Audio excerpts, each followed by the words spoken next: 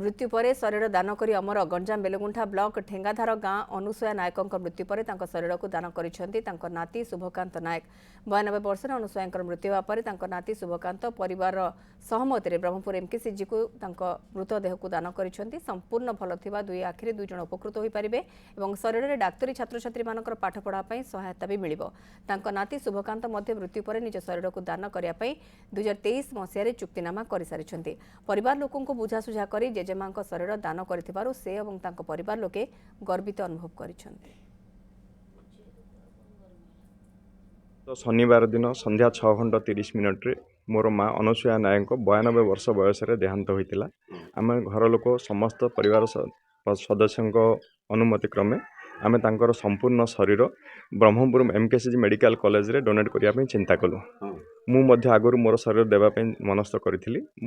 पंजीकृत करी मो माँ शरीर को आम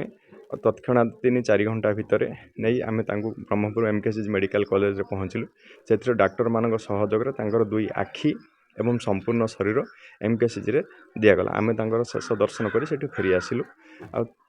मेडिकल कॉलेज रे से शरीर अन्य पिला पाठ पढ़ार सहायक हो और दुई आखिरे अन्य दुई जन दुनिया को देखिपारे तेणुक शरीर पोड़ा पोतार आम एत विश्वास रखुना आम हिंदू संपूर्ण हिंदू कार्य उपर विश्वास रखु आम संपूर्ण कार्य शेष कार्य वैदिक रीतिनीति अनुजाई कलु आगू आगू किंतु शरीर जनमानस